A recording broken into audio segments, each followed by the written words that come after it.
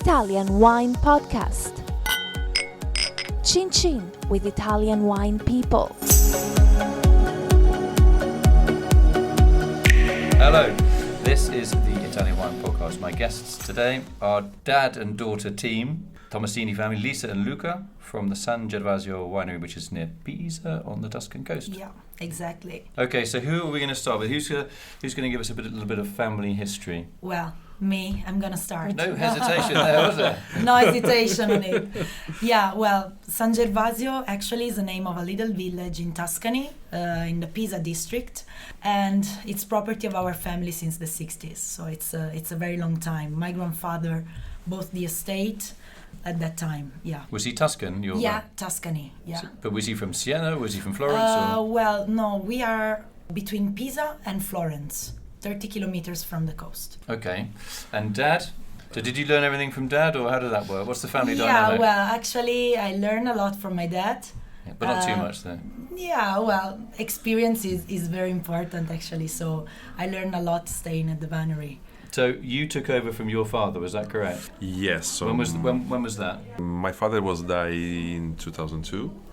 And so my father bought the winery in 1960, and was the moment that in my area everybody don't want to stay in the countryside, but my father loved this, and as the occasion, and in the finish he bought San Gervasio. Was it totally ruined when he bought it? Yes, the buildings. The buildings were. We make a big construction to make the renovation. Was it a mixed farm? Was it like cows and or was it just cereal crops, or was it vineyards? What was there at the time? At the time, it was mainly was the agriculture of the cereal, and the vineyard was the very little part. So, but they produce only very traditional wine for only table wine, and not the wine that we are producing now. So I make the change. Okay. So when my father decided that I can take to drive the winery, and so in the finish I decided to have this way of production. So you planted vineyards. You planted some new vineyards. Yeah, I planted new vineyards. I make the renovation of the vineyards year by year, step by step. But in the first time when I start, I decide to have organic production. Why? Because it's my lifestyle. So I teach to my daughters. So this is the clean lifestyle. But that was quite unusual. Even I know Tuscany's been quite far ahead in terms of organics. But that was when were you starting organics then, in the 80s? So before my father, in his simple mind, so he started to have his organic. But I started to have the certification in 94. Okay. Because so at the moment I understand that it's necessary who somebody take the paper. So in Italy it's important, the paper, but in the finish the certification is important, and now for the market is very important. But so I make this decision when nobody believe in organic production. Okay, so you're organic pioneer. So Lisa, what are the wines that you're making in the markets that you're going for? And do you sell them as organic, or do you just say, listen, we make a good wine and it happens to be organic? What's your approach? Well, our approach is to let people taste the wine first, and then we say that it's an organic wine as a added value. So for us, it's a lifestyle, but it's an added value. Okay, right. So, what are the main brands, the main wines, the main varieties? Well, main variety is Sangiovese, right. Definitely. And what are you making? Are you making Chianti, Colli Pisani, or not? Pisa Hills? Chianti DOCG. Okay. Chianti so you've kind of opted. You could be Collini. You could be Pisa Hills, we could be Pisa Hills, but we decide to be Chianti DOCG, Chianti Riserva as well.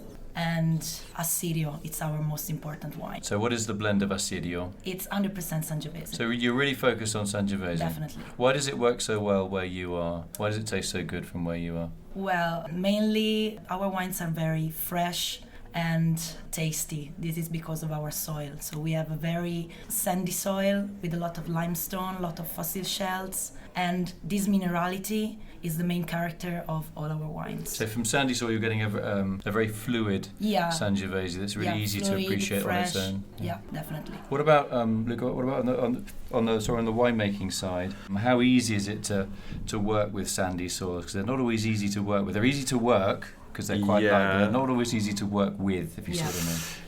What's the secret? So the secret is that normally we make to reach the soil with the cereal because the roots, it's very important to come through the soil to have the oxygen and the water. So you're putting a cover crop in Silvestro. Yeah, So absolutely. basically, so a cereal crop that's really good at building organic matter and getting some substance into the soil so that it retains water.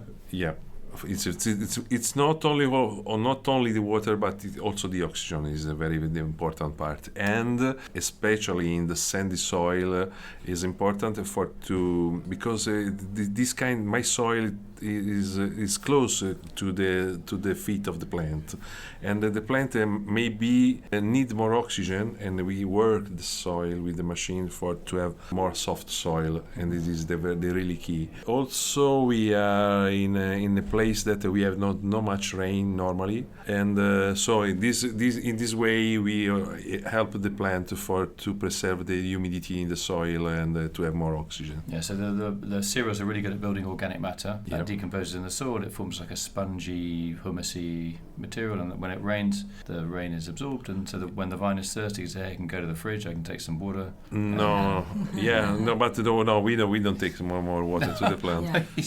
About the fridge. I know what you mean. No, this is the rainwater, so and like a sponge, and then the grapes the vines when they need it, they can drink. Yeah. Do your neighbours think you're a little bit crazy? Obviously, you've been doing organics for a long time, and they've seen that you've had a lot of success with it. Do they ask you questions? Hey, what is the secret? Can you give us some tips, or do they just still think you're crazy? So I think I'm a little bit crazy because I decided also since 2003 to stop any chemicals. Really? Yeah. So I used the wild yeast from 2003, and in the winemaking. In the winemaking. So wild ferments. Yeah, so I now at the first, so I remember I was very crazy because I don't have experience, but after this long time, I think that this choice is the real key for to understand the wine of my area, because I want that the people understand the wine of San Gervasio, and for explain the soil, it's necessary that you don't use any chemicals in the wine. Yeah, to have a wild yeast ferment, you've got to have a lot of microbiology in the vineyard, happy microbiology in the vineyard, yeah? So when you're out selling the wine, do people, obviously the price, the labelling, the packaging, all that kind of thing, do they ask you, is it wild fermented? Do you get asked that? Well, if you are in front of a wine lover, probably yes. People are interested in asking also about the winemaking. So sometimes for us it's interesting to talk to those people and explain them how we work in the vineyards and in the cellar as well. Well, the big public maybe don't ask. The general public. They just want a good bottle of wine. Yeah, they just want a good bottle of wine. Yeah. So do you have like an agritourism? Do you have like accommodation? Yeah, we do. We have 10 apartments that we rent at the estate. Do people care that you're organic? I mean, like mums with kids and mothers with children, do they ask, or do they just not really bothered? Well, it's growing, definitely. Well, at the beginning, as my father said, everybody thought that we were crazy, but now it's really part of a lifestyle more and more. Also in Italy, the organic life, organic food, everything is growing. It's a big deal. Yeah, Italy's number one in terms of size of organic vineyard globally. Yeah. So, and you guys contribute to that in some small way. In terms of the main wines, is it all red or white? So the main production is red, so we produce 95%. Do you make any rosato? Rosé? Yes, we make sparkling rosé Sangiovese. Sangiovese again. Sangiovese again. Normally we start with the sparkling, then we have three different selection of Sangiovese from Chianti Riserva, and A Sirio is the wine of my heart because it's dedicated to my grandfather. And A Sirio is the history of the winery. So in 2015 we have the 20th anniversary vintage. So it's the wine of the wine of the history of San Gervasio. Yeah. So are you happy? Obviously, you had a great relationship with your grandfather. Yeah. And he taught you a lot about respect for the So soil. I because when he was died, so I was so young, but so I remember that he loved to drink wine. Because at this time it was very traditional, but in the finish, so when he has the opportunity to test it, to drink his wine, it's changed. So he was very happy. But in the old days, it sounds silly, but I mean, it was fuel, it was calories, energy. Yeah, definitely. When you have Tuscany was very, very poor until quite recently. So we think the wine was lighter, but everybody was drinking big quantities. Yes, bigger than because it's powerful for his energy for the job. So you think in the 60s, 70s was the moment of the change, but many people works in the countryside and they don't need too much, but drink. Do you grow food as well? Do you have any do you grow your own vegetables? You have trees? No, not really. Well, we stopped. We had cereals, sunflower seeds when I was very young, but then we stopped and we focused on the wine production. Mm-hmm. Okay, but at least you have that biodiversity in the vineyard with your cover crops and things like that. Yeah. Okay. Just want to say thanks to Lisa and Luca Tommasini, daughter and dad. Thank you, You're a great team. Monty. I don't think I've ever seen so many smiley faces when we go out. Normally when it's mum and dad, mum and daughter, or mother and son, there's always that tension between, the parent is thinking, they're going to ruin this interview, and the young person, my parents are so embarrassing. So it's great to see that you're such a wonderful team. Thank you. Thank you so much. I remember my visit. It was a long time ago. It was about 15 years ago. And I remember that day, I'm not saying that, I told you this before coming in the interview. It was one of those days, a beautiful light that you get on the Tuscan coast. And I remember I loved walking around your vineyards because the soil was really spongy. Yeah. And it's always such a good sign. And at the time, you were I probably visited, I think, about 60 or 70 vineyards in Tuscany.